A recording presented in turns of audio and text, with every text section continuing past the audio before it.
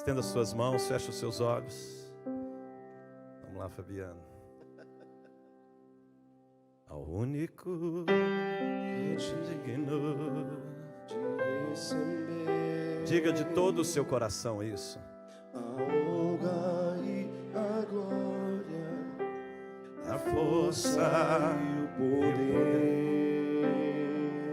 Jesus. Ao Rei eterno, imortal, invisível, mais real, A Ele ministramos o louvor. coroamos. Coroamos a Ti, ó Rei Jesus. Coroamos a Ti, ó Rei Jesus.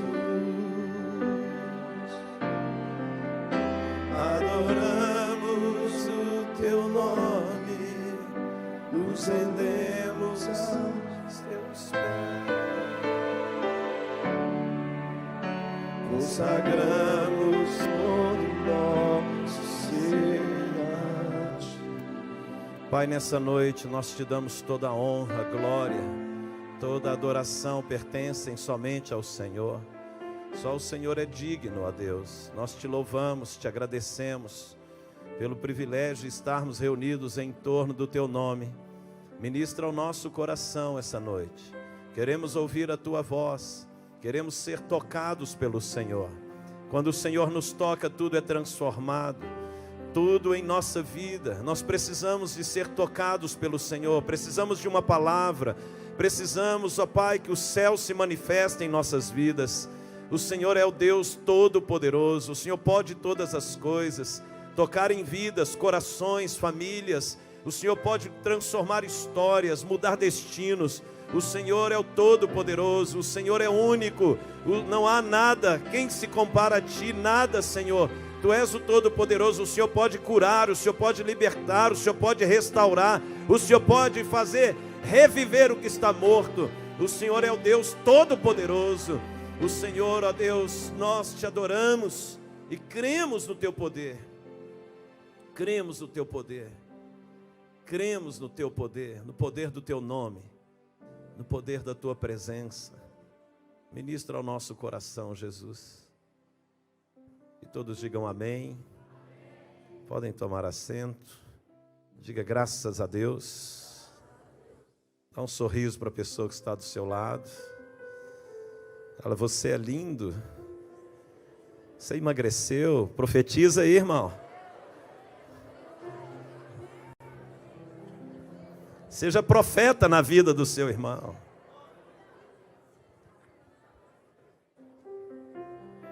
Boa noite, irmãos. Meu nome é Rogério Costa, aquele que Jesus gosta. Que alegria estar aqui com meus irmãos. Estamos em família. Eu queria que a minha esposa ficasse de pé. Irmãos, esta é a Cristiane Costa, que Jesus também gosta. Ela foi privilegiada, irmãos.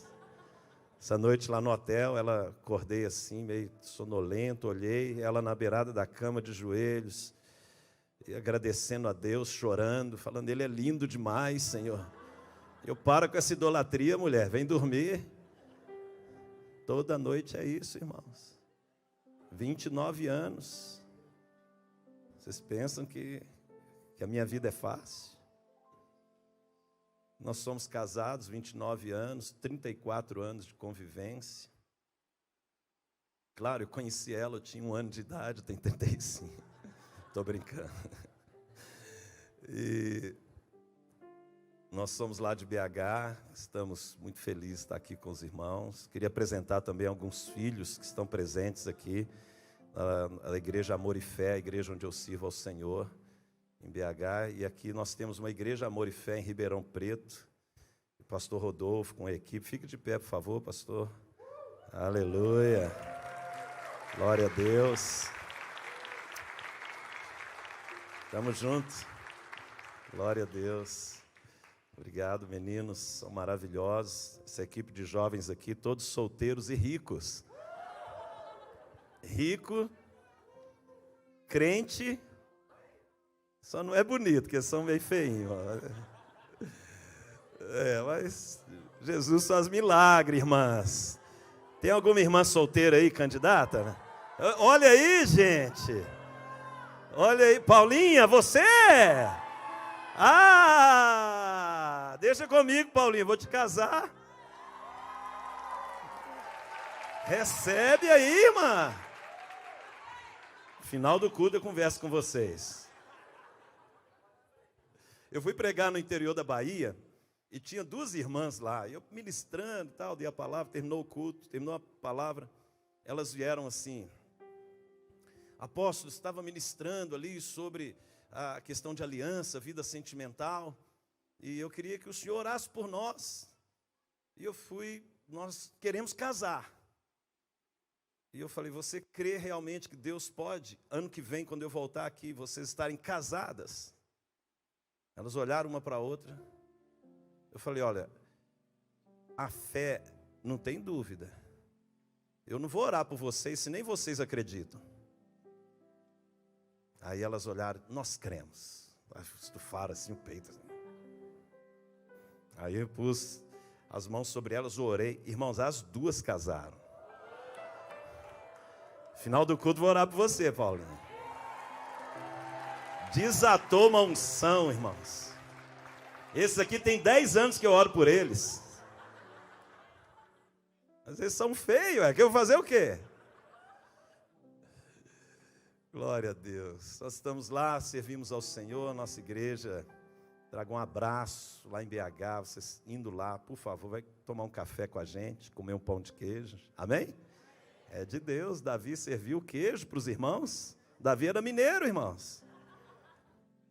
Tirando as heresias, a gente serve ao Senhor. Temos uma escola de missões, né? E o Mateus e o Maicon estão fazendo o prático deles na escola de missões. A formação, eles ficaram 1 ano e meio, agora tem 6 meses de prático, e nós estamos plantando essa igreja aqui em Ribeirão Preto, com a ajuda do pastor Rodolfo lá de Nova Friburgo, onde nós temos uma igreja lá também. Edificou uma igreja linda, veio para cá, para Ribeirão. Falei com ele: cola aqui no pastor Marcos, pastora Vânia. Vamos juntos juntar forças pelo reino, amém? Somos um só povo, amém? Servimos um só Senhor. Pois não. Aqui o povo é bonito. Pastora. É porque eles não são de Minas. Por isso que eles são feios assim. O Maiquinho veio dos Estados Unidos, irmãos. Ele é rico, mas é feio. Mas é rico. Aí você... Eu tenho uma filha que é dentista, ela faz harmonização facial. Eu falei: olha, Deus faz milagre, vai usar suas mãos. Rebeca, vai lá. Então, o Maiquinho lá, o Mateus, os pais dele são pastores também do nosso ministério em Cabo Frio, no Rio de Janeiro. E eles fizeram escola com muita graça. São meninos pretos, são príncipes. Esses meninos aqui são demais. Amam Jesus com intensidade. São crentes, cheios do Espírito, ricos, solteiros, só não são bonitos, irmãos, mas o resto... mas são príncipes aí. Glória a Deus. Apocalipse 10. Nós vamos falar dos 7 trovões de Deus. Apocalipse 10. Deus trabalha com ciclos de 7. Aleluia. E eu creio que vai haver um desatar nessa noite aqui. Um liberar dos céus. Aleluia. Fala amém aí, irmãos. Apocalipse capítulo 10. Vamos ler a partir do verso 1. Vi outro anjo forte descendo do céu, envolto em nuvem, com arco-íris por cima de sua cabeça. Vai imaginando a cena, irmãos, que coisa extraordinária. Um anjo forte, envolto em nuvem, com arco-íris por cima de sua cabeça. O rosto era como o sol, e as pernas como colunas de fogo. E tinha na mão um livrinho aberto. Pôs o pé direito sobre o mar e o esquerdo sobre a terra. Falam de duas dimensões. E bradou em grande voz, como ruge um leão. E quando bradou, desferiram os 7 trovões as suas próprias vozes. Diga, os 7 trovões. As suas próprias vozes. Verso 4. Logo que falaram os 7 trovões, que ia escrever, mas ouvi uma voz do céu dizendo: guarda em segredo as coisas que os 7 trovões falaram, e não as escrevas.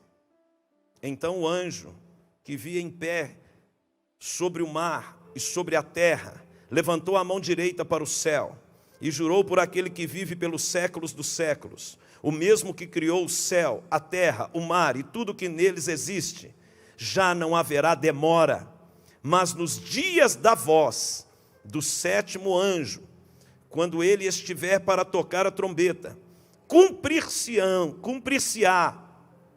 então o mistério de Deus, segundo ele anunciou aos seus servos, os profetas.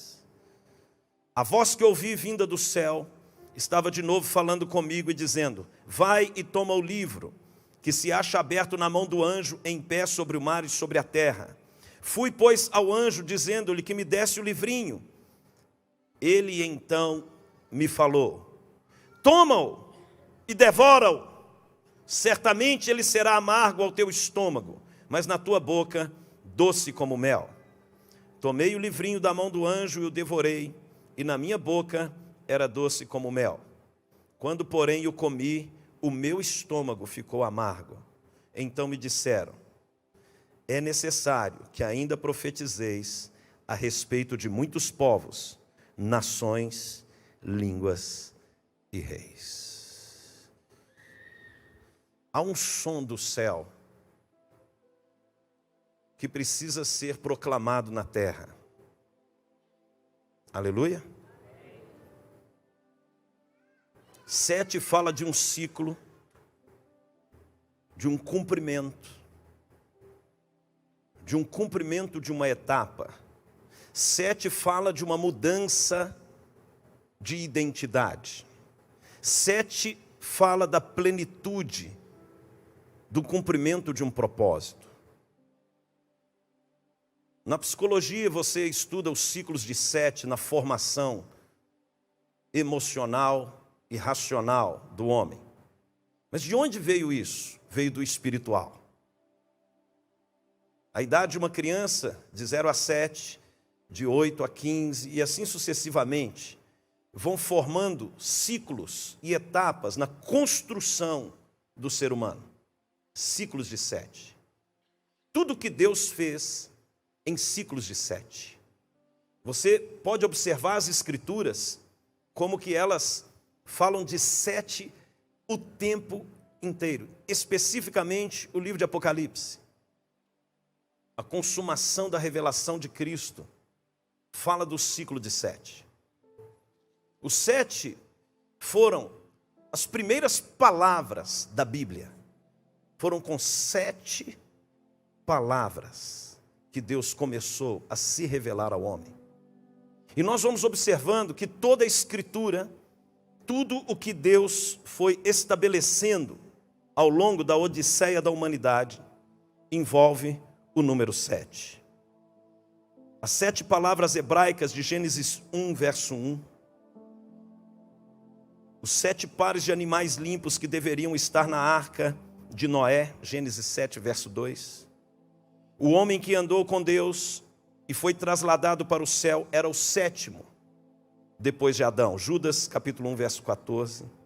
7 promessas foram feitas por Deus a Abraão. Isaac proferiu 7 bênçãos sobre o seu filho Jacó. Abraão entregou 7 cordeiras a Abimeleque como testemunho dos céus e da terra. 7 é um número dos céus. Deus, ele manifestava algo dos céus sempre em ciclos de 7. Quando ele cumpria os ciclos de 7, havia uma manifestação do céu na terra.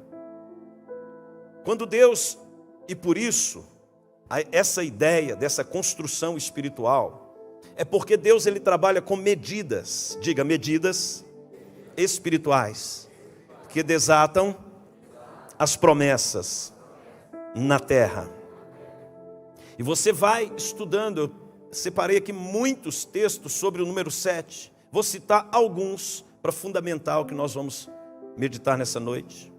Jacó prostrou-se 7 vezes por terra como símbolo de humilhação a seu irmão Esaú. Gênesis 33, verso 3.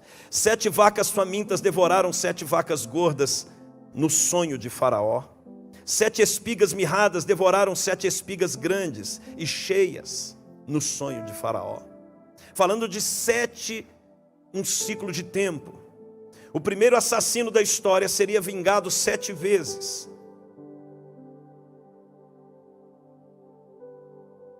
Referindo-se a Caim, mas a Lameque 70 vezes 7. Os filhos de Israel deveriam comer pão sem fermento durante 7 dias, por ocasião da festa da Páscoa. As roupas dos sacerdotes eram compostas de 7 peças. Os 7 objetos sagrados do tabernáculo, que deveriam ser ungidos com óleo. Os sacerdotes deveriam ser ungidos 7 vezes, durante 7 dias. Isso para você ter uma compreensão, por que Deus deu essa instrução, essas medidas? Porque muitas pessoas, elas começam, mas elas não completam ciclos. Elas alcançam a medida 2, 3, 4 e param. Um nível de intercessão, 7 vezes Elias se prostrou, até que a nuvem se aparecesse no horizonte. Uma pequena nuvem do tamanho da mão de um homem. O leproso era declarado limpo, depois de aspergido sobre ele 7 vezes. No 7º ano, que é o estudo sobre o Shemitah, que eu creio que esta igreja aqui já estudou, a terra deveria descansar. O ano do jubileu ocorria após 7 semanas de anos, conforme Levítico 25. A festa dos tabernáculos durava 7 dias. Os inimigos de Israel deveriam fugir por 7 caminhos. Quando Deus entrega Jericó a Josué, ele orienta 7 sacerdotes com 7 trombetas para conquistar a terra. Josué, capítulo 6, verso 4 em diante. Deus pediu a Gideão que oferecesse em sacrifício um boi de 7 anos para quebrar a opressão dos midianitas, que já duravam 7 anos. Sansão tinha 7 tranças no cabelo. Ruth, capítulo 4, fala que ela valia mais do que 7 filhos.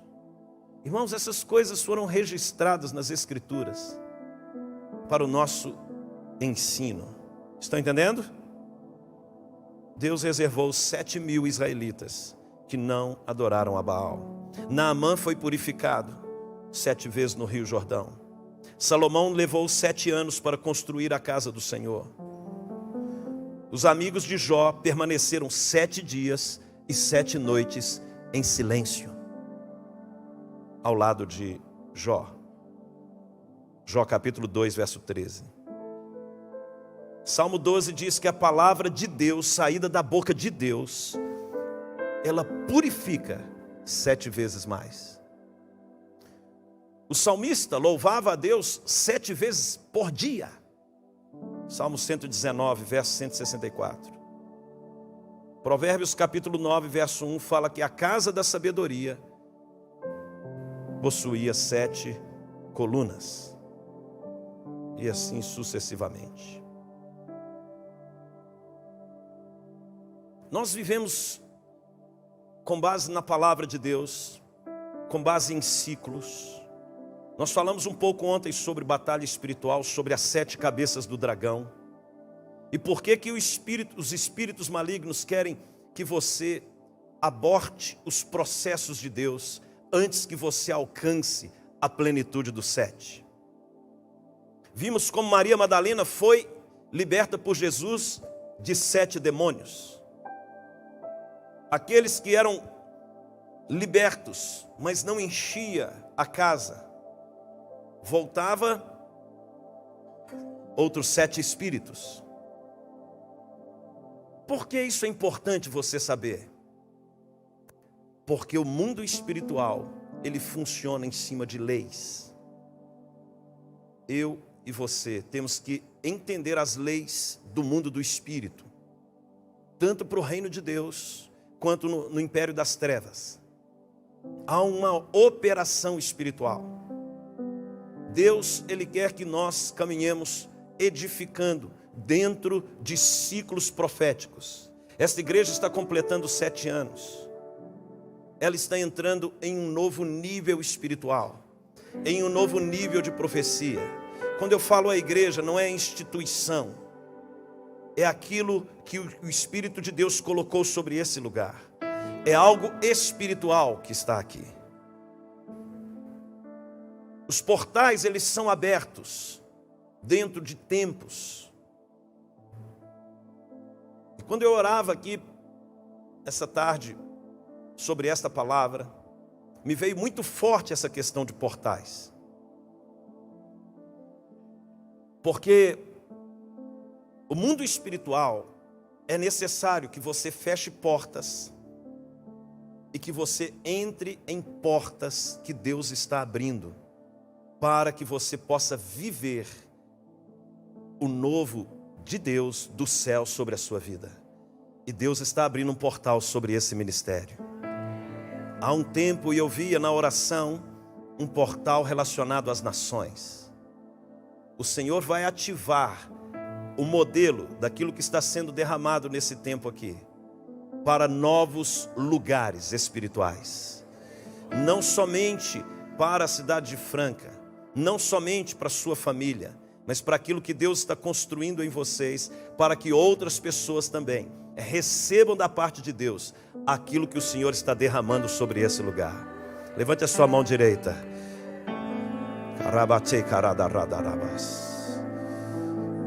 Senhor, assim como o Senhor abriu um portal para João ali em Apocalipse 4, e o Senhor disse: sobe para cá, para que você possa ver as coisas que hão de acontecer. Pai, que o Senhor possa fazer com que os teus filhos, que esta comunidade, que esta congregação, parte do corpo de Cristo, ela possa entrar nesta dimensão profética, porque o Senhor está concluindo um ciclo de 7, e o Senhor está abrindo um novo tempo sobre esse lugar. O Senhor vai ativar pessoas em um tempo de conquistas, um tempo de realizações, ativando pessoas na compreensão das Escrituras, na compreensão da palavra, na movimentação profética apostólica. O Senhor há de mover aquilo que o Senhor está derramando nesse lugar, para novos lugares espirituais. Pai, eu creio que ambientes estão sendo abertos sobre a vida dos teus filhos, ambientes espirituais, para que a tua glória se manifeste, para que o teu nome seja registrado sobre eles, para que o Senhor seja visto, manifesto, através deste ministério, em nome de Jesus, em nome de Jesus, em nome de Jesus. Diga: eu creio que dimensões do reino de Deus estão sendo abertas nesse novo ciclo de 7. Dimensões do reino estão vindo sobre a minha vida, para que Jesus seja glorificado. Levante a mão, irmãos. Creia. Eu estou profetizando, creia. Dimensões do reino de Deus estão sendo liberadas nesse lugar agora. Dimensões do reino, dimensões de paz, prosperidade, sabedoria, são dimensões do reino. Dimensões de entendimento espiritual, de unção no Espírito Santo. Dons espirituais estão sendo liberados. Portas espirituais estão sendo abertas para ungir pessoas para esse novo tempo, para esse novo ciclo, para a manifestação do reino de Deus. Foi ao se completar o ciclo de 7 anos dos midianitas, E tem pessoas aqui que está se completando 7 anos que os midianitas, eles estão oprimindo você, mas o Senhor vem a você, Gideão. Você que é o menor da sua casa, você que se sente indigno, é ao Senhor que Ele está. O Senhor está vindo a você.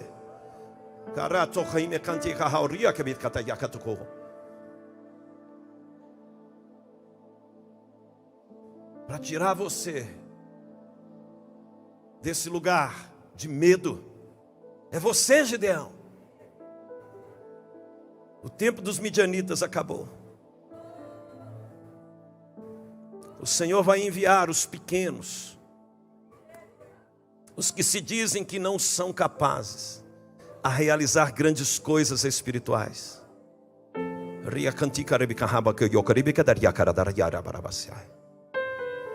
Rindaria claribe cantiata, hamdikadi, gabitkahayo, gabitkisigadi hadi kantarikataya sakataria. Edikadika hayo kebitkaria daria kadibetkadia shebtkala. Rika ribikandaria habdukori claria, kabitkadi sidir kabitkada doro. Sibiria deria de corribe riberinderia caradas. Corribe cantica handa.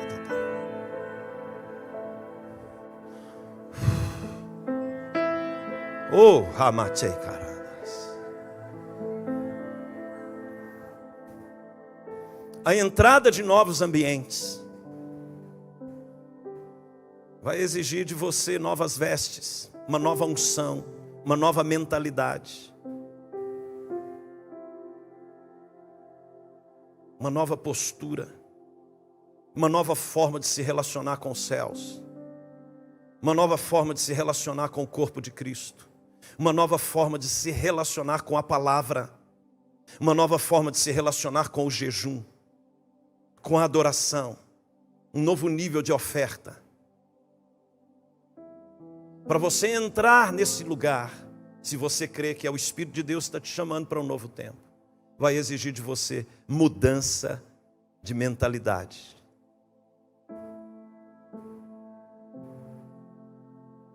Existem medidas que te levam até um lugar. 2 Reis 13, me veio esse texto aqui agora. Quando Jeoás estava para morrer, ele procurou o profeta Eliseu. E Eliseu colocou as mãos sobre as mãos do rei, tomou um arco e flecha e disse: fere a terra. E ele feriu a terra e parou. O texto fala que o rei deveria ferir a terra sobre uma janela. Janela fala de visão. Toda vez que fala de janela, abrirei as janelas dos céus. Ele está falando sobre uma visão espiritual. Janela fala de movimentos proféticos, visão. Portas falam de movimentos apostólicos, conquistas. Quando Deus abre a sua visão, para te dar entendimento de que é para você se mover de maneira diferente. É para você mover numa intensidade diferente. O rei Jeoás, ele feriu a terra 3 vezes e parou. O nome da flecha era flecha da vitória do Senhor. Arco e flecha é jejum e oração. São duas, é uma arma que funciona em conjunto. Se você quer entrar nesse portal que está sendo aberto nesse novo ciclo, você vai ter que ser mais intenso do que você tem caminhado, numa perspectiva espiritual. Uma medida espiritual. Uma medida de relacionamento com os céus, que talvez você nunca teve. Para você receber algo que você nunca recebeu. Um tipo de batismo, de enchimento, de algo dos céus, que vai transformar o seu destino, da sua descendência, da sua família. Compreende isso? Para o que Jesus tinha que fazer, ele ficou no deserto 40 dias. Para aquilo que ele tinha que fazer, ele tinha que se preparar. Para você entrar nessa nova identidade, nesse novo ciclo, ele deixou a identidade de carpinteiro para assumir a identidade de Messias, o Salvador, que é Cristo o Senhor. E para ele entrar e deixar de ser filho de Maria, de José, no âmbito espiritual, quando a voz do céu veio, tu és o meu filho, agora a paternidade de Deus estava sobre ele, na terra, meu filho amado em quem me comprazo, ele teve que ir, levado pelo Espírito, ao deserto. A transição de uma etapa para outra etapa, a transição de uma identidade para outra, exige da pessoa um posicionamento diferente daquilo que você já... Irmão, se você ora 5 minutos, se você não relaciona com a palavra, esquece, a porta continua fechada.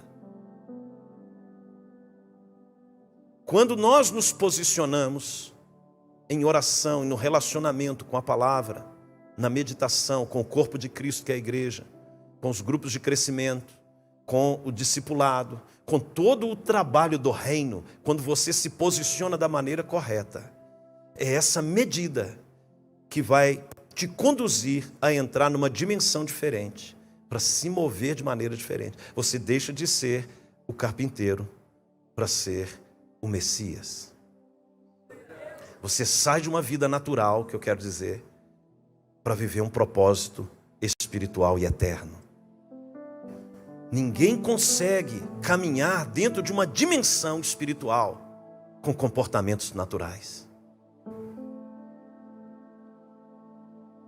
A mentalidade tem que transicionar. Eu falava com os apóstolos, hoje no almoço, sobre a questão de nós enxergarmos o que não é visto. De você ver com os olhos do Espírito o que está sendo construído espiritualmente, o que você está construindo espiritualmente, de você ver o que Deus está fazendo. Eles não conseguiram ver Jesus numa perspectiva espiritual, por isso crucificaram ele. Eles jamais teriam feito isso se soubesse que ele era o prometido. Mas eles não conseguiram, não alcançaram. Estão entendendo? Eles não alcançaram, eles não entenderam quem ele era. Crucificaram ele. Quando você não entende, você mata aquilo que Deus está te enviando. Deus pode te enviar algo extraordinário do céu, mas se você não entende, você acaba matando. As oportunidades que Deus está te dando, uma hora a porta fecha. E você vive uma vida natural até o seu último suspiro. E deixa a oportunidade de construir algo para a eternidade. Quando nós começamos a nossa caminhada, nós passamos por 7 etapas na nossa caminhada. A primeira etapa da nossa caminhada está relacionada à nossa salvação, ao novo nascimento. Anote isso, quem estiver anotando. A importância de você discernir o que é nascer de novo no Espírito, de você nascer para uma dimensão de um reino eterno, para você entrar nesse lugar. Jesus fala isso para Nicodemos em João capítulo 3, sobre quem não nascer de novo não pode ver o reino de Deus. Porque o novo nascimento é que vai abrir os seus olhos para você ver algo muito além das suas necessidades naturais, muito além daquilo que você está vivendo nessa dimensão do primeiro céu, para você enxergar numa perspectiva de um reino eterno, um reino que não é deste mundo, como Jesus disse em João 18 para Pilatos, um reino que está presente aqui, muito mais real do que você imagina. Mas se você não nascer de novo, você não pode ver. Quem é nascido da carne, é carne. Mas o nascido do Espírito, ele transiciona a sua identidade. Você está nesse mundo, mas não é deste mundo. Você nasceu para um reino que não é deste mundo. E você começa a ver coisas que você não via. E vem as manifestações dos céus. E Deus começa a através desse novo nascimento, você começa a acessar lugares nas regiões celestiais, em Cristo Jesus. E esses lugares nas regiões celestiais possuem portas. E essas portas te conduzem aos portais. Levantai, ó portas, as vossas cabeças. Levantai, ó portais eternos. Qual que é a diferença de portas para os portais?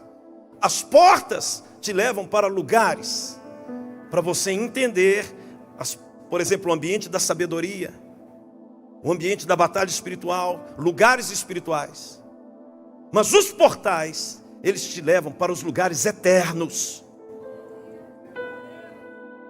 É um lugar muito diferente dos ambientes. O reino te proporciona acesso a ambientes, mas os portais, não é qualquer um que entra. Os portais eternos, para que entre o Rei da Glória. Quem é este o Rei da Glória? O Senhor dos Exércitos. Olha só a identidade de Jesus como Senhor dos Exércitos. Ele está falando do Senhor das batalhas. Quem é o Rei da Glória? O Senhor dos Exércitos. O Senhor dos Exércitos é o Rei da Glória. Segura aí, porque as suas batalhas é que te qualificam a ter acesso aos ambientes de glória. Se você olha os seus problemas numa perspectiva de problema, você vai perder a oportunidade que Ele te proporciona de manifestação da sua fé. Os seus problemas, você o converte em desafios de fé. Porque você começa a ter uma mentalidade espiritual. Jesus, Ele foi para a cruz, para vencer a cruz, para nos abrir um caminho, um novo e vivo caminho pelo seu sangue, para termos acesso ao trono da graça. O trono de Deus, que manifesta graça, poder e glória. Hebreus 4,16 fala isso. Acheguemo-nos, portanto, confiadamente junto ao trono da graça. É uma dimensão do trono. É onde recebemos a salvação. O trono da graça. Mas depois, nós recebemos uma posição no trono de poder. Somos revestidos do Espírito. Permanecei em Jerusalém até que do alto sejais revestidos de poder. Para que possamos vencer as batalhas. As batalhas, elas não são para te destruir, mas para te promover. Para te fazer ter acesso aos lugares eternos. Para te fazer crescer na fé, na confiança em Deus. As batalhas, elas te promovem dependendo da maneira como você as enfrenta. Você é revestido pelo poder do Espírito. Você passa pelo deserto com o Espírito Santo. Você destrói as obras do inimigo. Você recebe autoridade, revelação. Você vai impor as mãos para destruir as obras do diabo. Mas você é preparado antes para isso. O Senhor dos Exércitos é o Rei da Glória. A ideia de Senhor dos Exércitos, deixa eu explicar isso. Porque naquela época, diferentemente de hoje, os generais de guerra, eles eram levantados a partir da sua capacidade de vencer batalhas. Davi foi posicionado depois que ele cortou a cabeça de Golias. Mas é interessante que você, estudando ali 1 Samuel 17, você nunca viu Davi chamar Golias de gigante. Por quê? Porque depois da unção, a visão mudou. Ele olhava para Golias e via quem? Um incircunciso. Ele via um homem sem aliança com Deus. A unção muda a visão. Para que você se posicione da maneira correta. A unção veio sobre Davi e ele olhou para ele. Esse cara não tem aliança com Deus. O Deus de Israel. Como ele afronta o Deus de Israel. Você vem contra mim com espada, escudo, eu vou contra você, em nome do Senhor dos exércitos de Israel. E hoje Ele vai entregar a sua cabeça nas minhas mãos. Ele não olhou Golias como um problema. Estão entendendo? Ele não olhou. Eu não sei qual que é o seu Golias, mas olha para ele com vontade de cortar a cabeça dele. Que a unção ela vai vir de acordo com a sua fé. Levante as suas mãos. Há uma unção sendo liberada. O Senhor está levantando, encorajando pessoas que estão amedrontadas diante de situações que elas estão achando impossíveis. Diz o Senhor para você hoje: o mesmo Deus que cortou a cabeça de Golias e a entregou nas mãos do seu filho Davi, Ele é poderoso para fazer infinitamente mais do que tudo que pedimos ou pensamos. Ele é poderoso para realizar milagres, sinais e prodígios. Ele é o Deus que transforma situações em testemunhos. Ele é o Deus que continua trazendo vida àquilo que está morto. Ele é o Deus que cura, que restaura, que abre portas, abre o mar. Ele continua andando sobre águas. Ele continua fazendo o sobrenatural para aqueles que creem. Maricatsocarambasai. Você precisa enfrentar, fica com a mão levantada. Você precisa enfrentar esta batalha para que a unção do Espírito venha, para que as portas e os portais sejam abertos, para que o poder de Deus se manifeste através da sua vida. Você saia de uma identidade religiosa natural, de uma pessoa racional, para caminhar numa dimensão espiritual, debaixo da direção do Espírito, que sopra para onde quer, não se sabe de onde vem nem para onde vai. Assim são aqueles que são guiados pelo Espírito de Deus. Você vai ser tomado pelo Espírito. O vento ele vai vir sobre você, o Espírito vai vir sobre você. Quando você for transformado em um novo homem, Saul, você vai profetizar juntamente com eles, e ali você se tornará em um novo homem, por causa da unção do Espírito. As suas batalhas que você está enfrentando, meu irmão, elas vão te promover nessa dimensão. Elas vão te dar autoridade para se mover. Elas vão te dar autoridade para vencer demônios. Elas vão te dar autoridade para você estabelecer o reino de Deus. Você está enfrentando batalhas no seu interior, na sua mente. Não desista, crê somente.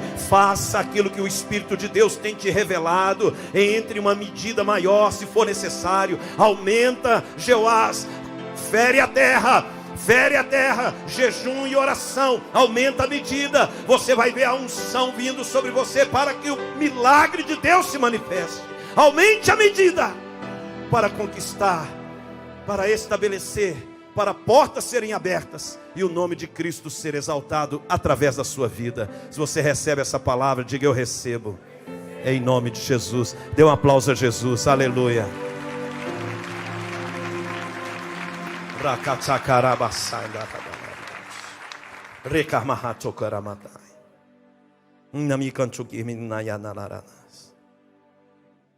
Depois que você nasceu de novo pelo Espírito e começou um processo de uma visão espiritual, de uma movimentação espiritual, você entra num processo de conversão a esse reino. Diga: conversão ao reino de Deus. Agora esse processo começa a tirar tudo que é deste mundo da sua vida. Gálatas 2, verso 20. Gálatas, capítulo 2, verso 20. O poder do Espírito começa a operar de uma maneira aonde a sua conversão, o que é converter? É mudar de igreja, de religião? Não. É Jesus viver em você. É quando Jesus começa a governar suas movimentações. É quando você perde a sua própria vida para Ele viver em você. Logo, já não sou eu quem vive, mas Cristo vive em mim. E esse viver que agora tenho na carne, Vivo pela fé no Filho de Deus. Você sai do novo nascimento, que é o primeiro estágio, ou dessa mentalidade espiritual, agora para deixar Jesus viver. O que isso vai acarretar? Sua maneira de orar muda. Você vai entender que você está convertendo quando você começa a orar para que Ele faça a vontade dEle na sua vida. Você para de orar pedindo a Deus as coisas e você começa a orar para que seja feita a sua vontade. A conversão é deixar Jesus governar suas decisões, suas escolhas, o seu destino. É quando você entrega a vontade do seu coração para Ele. Estão entendendo? Sua maneira de orar muda. Sua maneira de orar muda. Sua forma de falar com Deus. Agora, Senhor, não sou eu quem vive. Cristo vive em mim.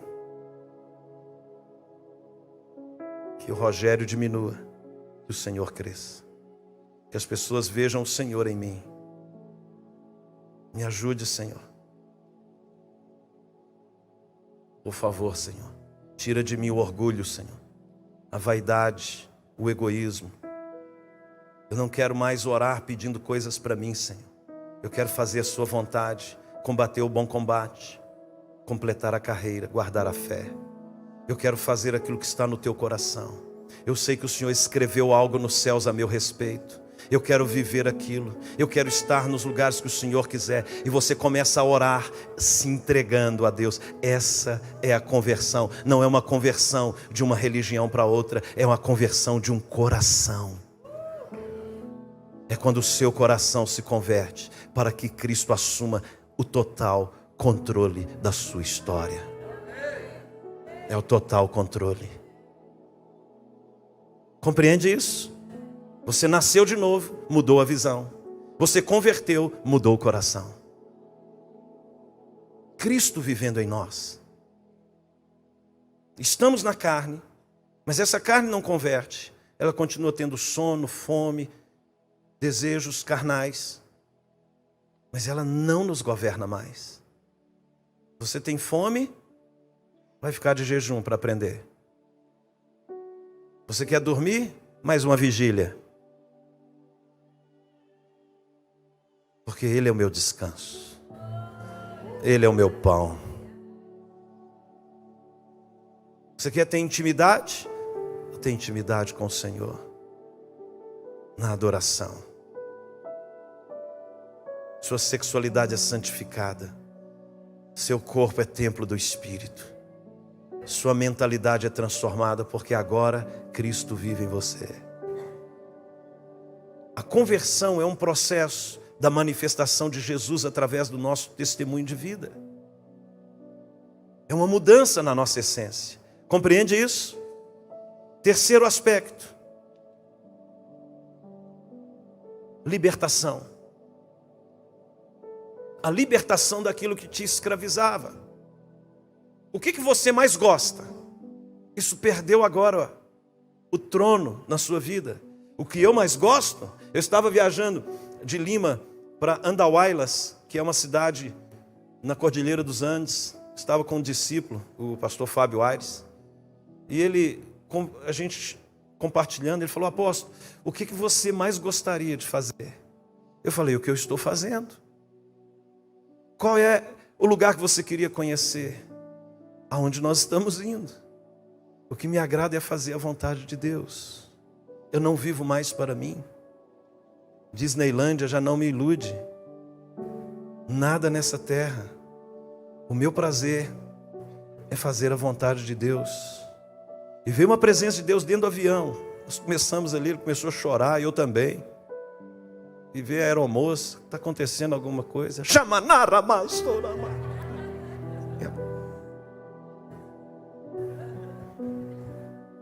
presença de Deus, irmão. Não conseguia nem falar. Fazer a vontade de Deus. A libertação é quando tudo aquilo que governava seu coração vai saindo da sua vida. Não é só uma questão de vícios, não é a libertação só de demônios, é a libertação de deuses que você pensa que não tem, mas estão aí presentes. Estava discutindo com um grupo de pastores e eu vi um pastor falando assim: mas o meu primeiro ministério é minha família. Eu falei: você tem que me mostrar isso na Bíblia, porque isso não é bíblico.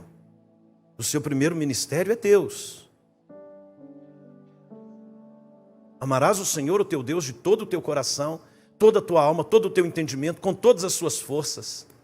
Não sobrou nada, cara, é tudo. Como é que você ensinando isso na igreja, você faz as pessoas levantar uma idolatria para a família, para o casamento, para os filhos. E eles acabam ocupando um lugar que Jesus deveria ocupar. E por causa disso, a própria família entra debaixo de um cativeiro espiritual. Não faça isso com a sua família.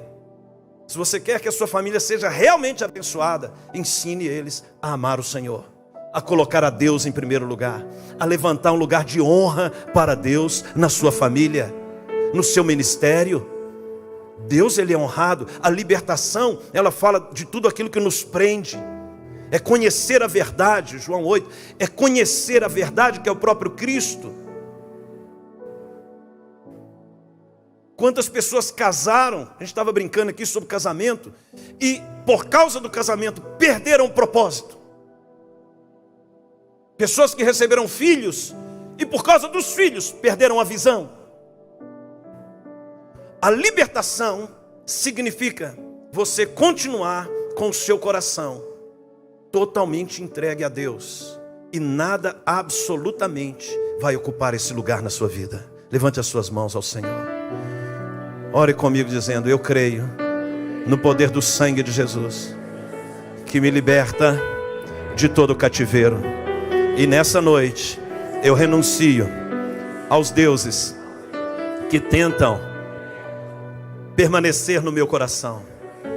Eu renuncio toda a obra das trevas, todo o engano do diabo. Só o Senhor é Deus na minha vida, na minha família, na nossa igreja. O Senhor é adorado, Ele é honrado, Ele é temido, Ele é conhecido, Ele é o Senhor. A Ele toda honra e glória, todo louvor, tudo é para Ele, por meio dEle, para Ele são todas as coisas. Só Jesus é o Senhor da minha vida. Aleluia, aleluia, aleluia, aleluia.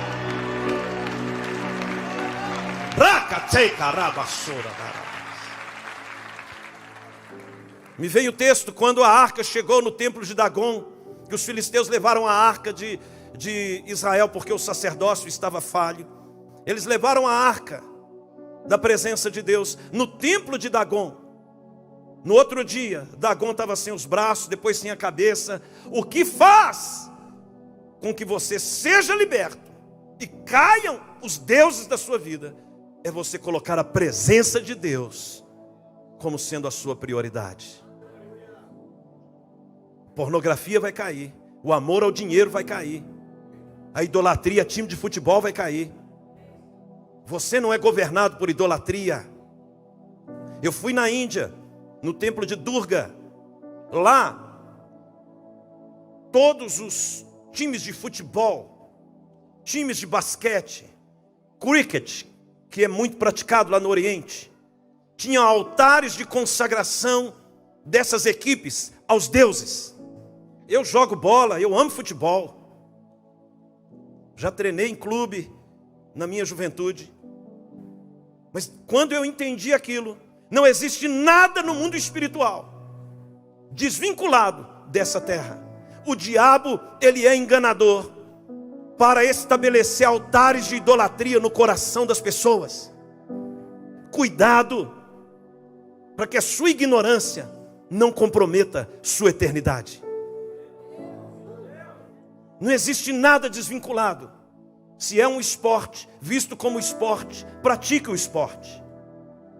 Mas isso não pode se tornar uma idolatria. Nosso país tem sido dominado. Se você estudar, eu não vou falar aqui agora, irmãos, porque aquilo me chocou tanto que eu fui estudar sobre a questão dos esportes, das arenas, que hoje é arena, da batalha dos deuses, desde as Olimpíadas, desde a mitologia grega, como que isso foi sendo estabelecido ao longo da história da humanidade. O diabo, ele faz de tudo para dominar o coração de um ser humano.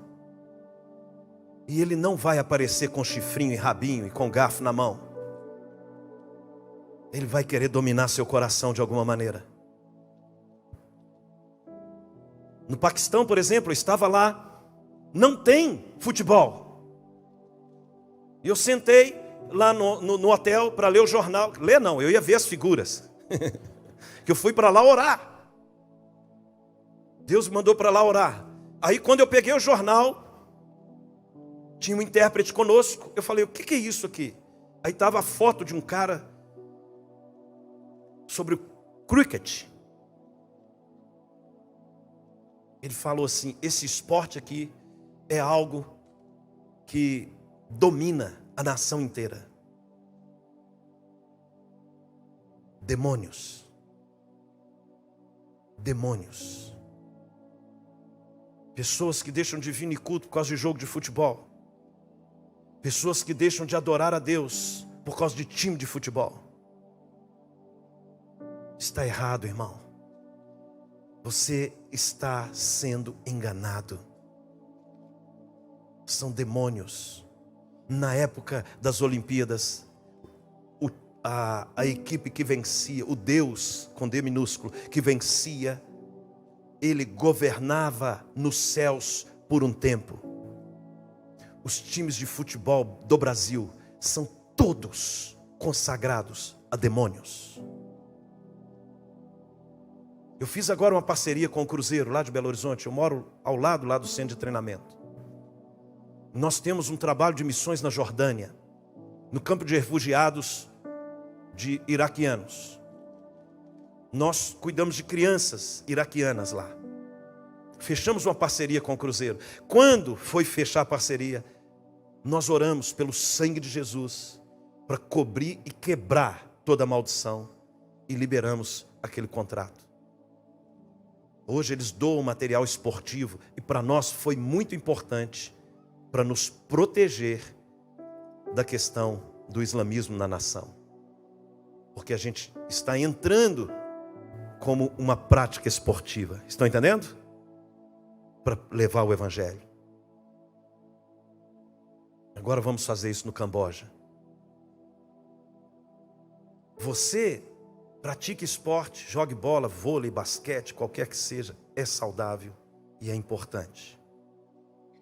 Mas não deixe o seu coração ser dominado por isso. Quantos estão entendendo? Libertação, libertação, libertação. Fala de você tirar tudo o que influencia seu coração.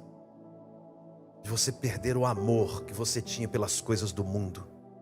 Nós não somos deste mundo. Você foi chamado por Jesus para fazer parte de um reino eterno. Para você desligar. Eu não vivo mais. É Cristo que vive em mim. O que me agrada agora é o que agrada a Cristo. O meu prazer é o Senhor. Esse é o seu chamado. O seu chamado é para você morrer. Quando ele disse, você quer ser meu discípulo? Então tome a sua cruz. Negue-se a si mesmo.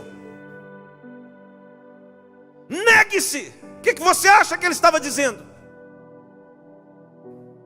Negue-se.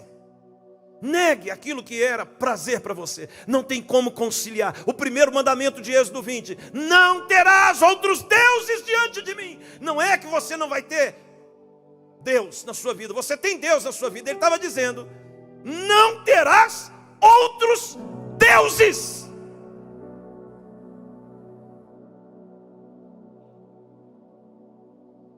Todo o teu coração é para Jesus. Se você quer viver a plenitude do reino dos céus, você tem que entender essas coisas. Não dá para conciliar o céu e a terra. Estão entendendo? Quantos estão entendendo, irmãos? que não dá para conciliar amor ao dinheiro e amor a Jesus, amor aos prazeres deste mundo. Acabou para nós. Jesus entrou na jogada, nós morremos. Não sou eu quem vive. Você está se preparando para um projeto eterno. Entenda isso. Não tem nada a ver com esse mundo. Não tem nada a ver com o que você está vendo aqui. Isso aqui é uma prova. Isso aqui não é a realidade da vida. É uma prova. Daqui 100 anos, nem eu e nem você vamos estar aqui. É verdade. Porque parece que as pessoas estão vivendo aqui como se o propósito da obra de Cristo fosse essa terra. Nunca foi essa terra. Ele não deixou nenhum legado nessa terra, nenhuma herança nessa terra. O legado que ele deixou foi nos céus. Me fala qual edifício que Jesus deixou aqui construído. Ele deixou um legado para a eternidade, a porta da salvação, a porta do reino, a porta da autoridade espiritual. Ele abriu a porta e nos abriu os portais eternos para a vida eterna com o Pai. Na casa do meu Pai há muitas moradas.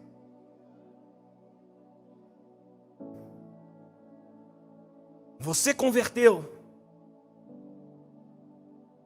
Você nasceu de novo. Converteu. Está sendo liberto. Quarto aspecto da obra na sua caminhada é a santificação. Hebreus 12, 14. Sem a qual ninguém verá o Senhor. Se você nasceu de novo e viu o reino, converteu o seu coração, se você se libertou de toda a idolatria, agora a santificação é uma consagração para que as pessoas vejam o Rei, sem a qual ninguém verá o Senhor. Sem santificação você não vê a Deus. O que é a santificação? É você ter a consciência de que tem alguém aí dentro que é muito grande. Você já parou para pensar, você que é habitado pelo Espírito Santo, de quem é o Espírito Santo? Você parou para pensar, o Espírito de Deus habita em mim? Você não é santo porque você não peca. Você é santo porque tem alguém aí dentro que te faz diferente. Não é você que é diferente. É quem está aí que te faz santo. É alguém que está aí. Cara, tem alguém muito grande dentro de você. Tem alguém muito poderoso aí dentro. Ele não veio do lado de fora. Esse é um dos maiores mistérios da obra de Cristo. O Espírito de Deus habitar em nós. Você se tornar santuário do Espírito de Deus, templo do Espírito de Deus. Não sabeis que sois templo do Espírito de Deus e que o Espírito de Deus habita em vós? 1 Coríntios 3,16. Paulo faz essa pergunta porque eles não tinham a consciência da habitação do Espírito de Deus. Vou repetir. Será que você tem a consciência que o Criador do universo está dentro de você hoje?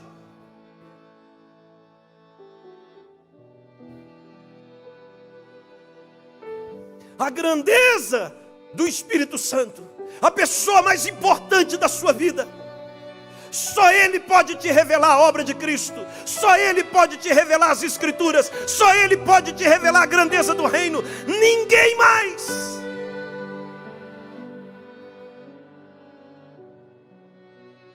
E quando você tem a consciência do Espírito Santo, e você se apaixona pelo Espírito Santo, você não vai querer entristecer Ele nunca.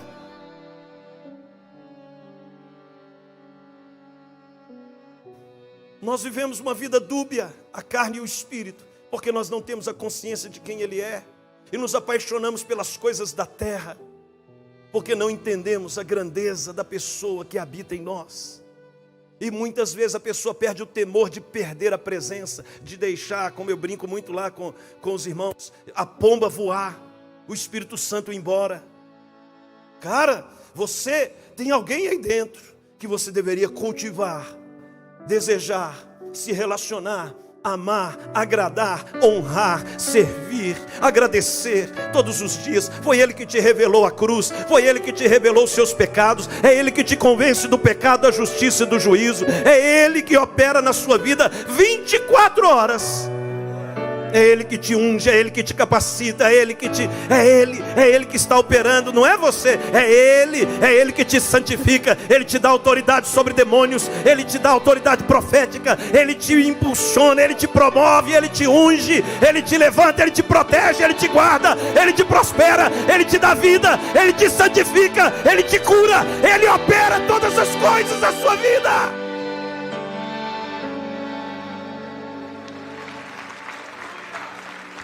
Eu não vos deixarei órfãos, eu enviarei o Espírito da verdade, que o mundo não pode receber, porque não conhece.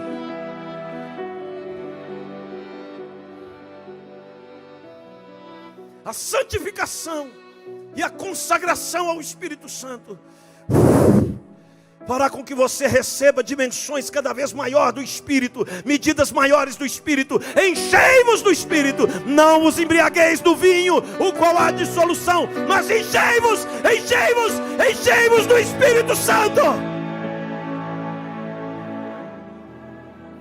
Toda a obra de Jesus era uma preparação.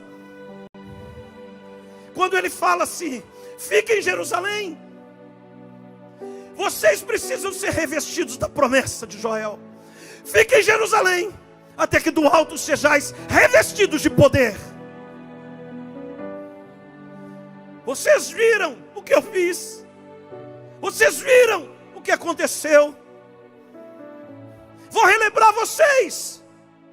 Eu nasci do Espírito, eu cresci no Espírito, eu fui gerado pelo Espírito, eu fui guiado pelo Espírito, eu fui ressuscitado pelo Espírito, para que Ele também possa habitar em vocês.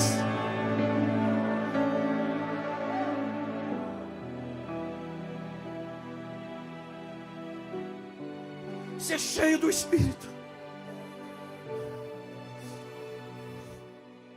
ser cheio do Espírito deve ser o seu alvo. Deve ser sua oração, deve ser a sua busca, deve ser o seu jejum, deve ser a meditação da palavra.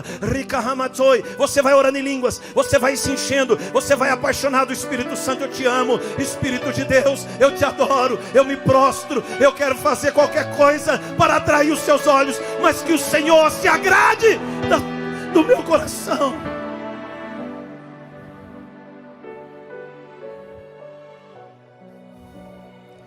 A santificação, você começa a ver Deus. Sem santidade ninguém verá o Senhor. Bem-aventurados os puros de coração, porque verão a Deus. O que vai acontecendo quando o Espírito de Deus vai operando em você?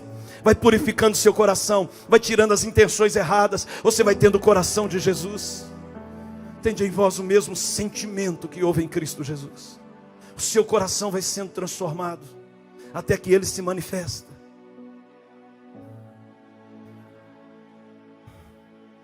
Eu vou me revelar a vocês. Ele quer se revelar.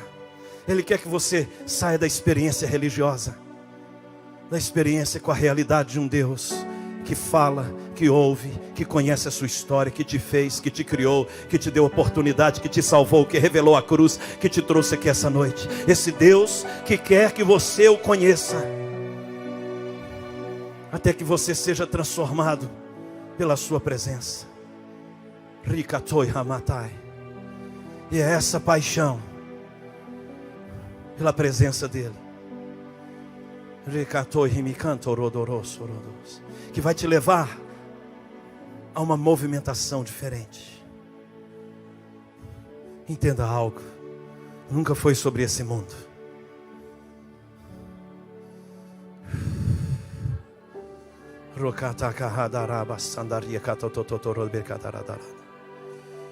Nunca será sobre nós, irmãos. Não é sobre nosso desempenho, não é sobre as coisas que conquistamos, não é sobre os nossos títulos, não é sobre os nossos talentos, é sobre você conhecê-lo, é sobre você desejá-lo, é sobre você tocá-lo. Uma pessoa tocada por Deus nunca mais é a mesma pessoa. Uma pessoa que experimenta a glória de Deus, ela nunca mais, nunca mais. Você vai querer gritar isso para o mundo, você vai querer subir no poste, você vai querer, cara, existe um Deus que é real, esse Deus que transformou minha história, minha vida, meu coração. Senhor, o que eu tenho que fazer para te revelar ao mundo?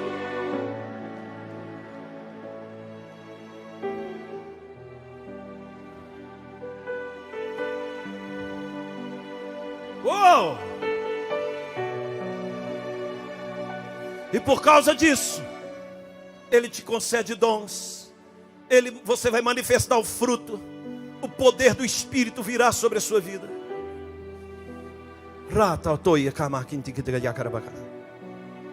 Compreende?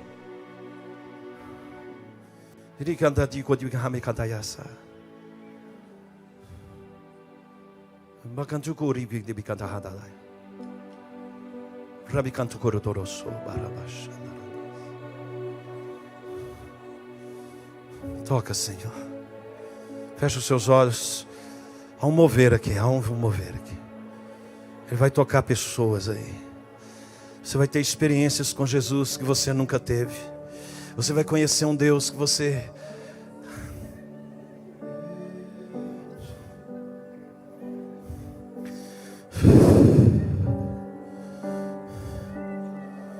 Chorandaradalarios. Rodaladalarios. Choradalarios. Toradarabas. Robarabaradarariaradalarios. Menos de Choradaradararios. menos de mim. Nunca foi sobre essa terra.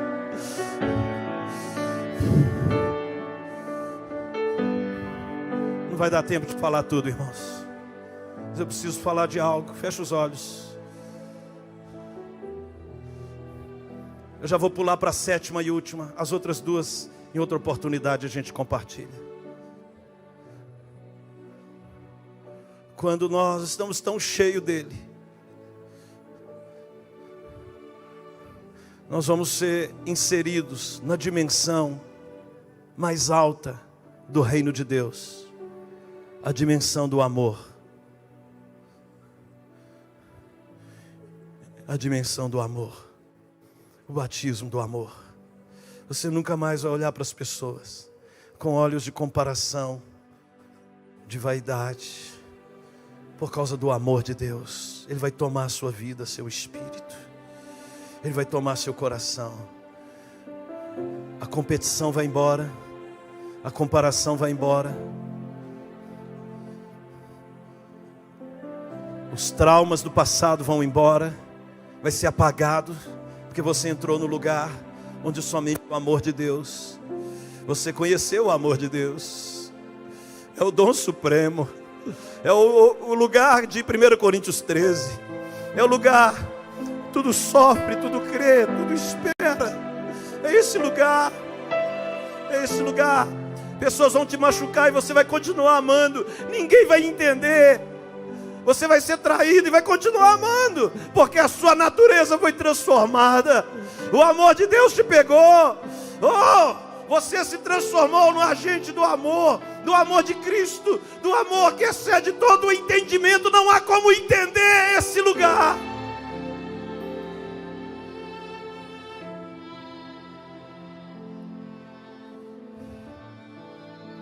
Ninguém tem maior amor do que esse, de dar a própria vida. Você vai dar a vida por alguém. Se você entrar nesse lugar, você vai fazer missões, você vai pregar o evangelho, você vai querer que uma pessoa, ela conheça esse amor. Nada mais importa.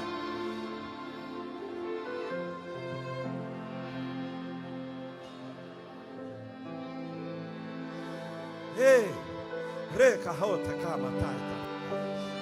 Arica batorra mamamayadas. Oh, randalas. Abre o portal do amor, Senhor. Abre o portal eterno do teu amor, Senhor, para que conheçamos o teu amor, Senhor. Não o amor da alma, Senhor, mas o amor do Espírito. O amor que foi crucificado. O amor que venceu a morte, que nos alcançou. O amor que um dia entrou em nosso coração. O amor que nos perdoou. O amor que derramou seu sangue para nos lavar. Nos ensina o que é isso, Jesus. Que amor é esse, Senhor? Que amor que nos lava com seu próprio sangue.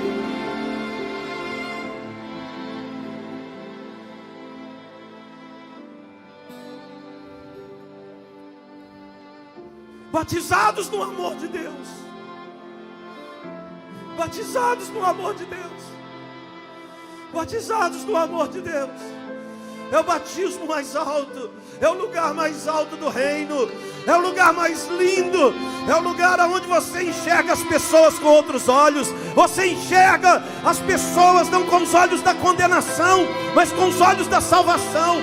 Você enxerga as pessoas com os olhos do amor de Deus. O seu olhar muda, seus pensamentos, seus julgamentos vão saindo.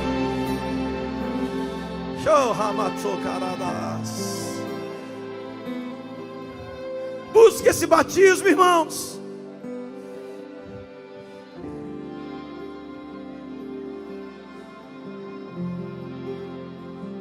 Você vai fazer seu discipulado de maneira diferente. Você vai pregar o evangelho de maneira diferente. Você não vai querer levar pessoas para a igreja, você vai querer levar pessoas para Ele. E consequentemente eles vêm para a igreja. Mas o propósito não é a igreja, é Jesus.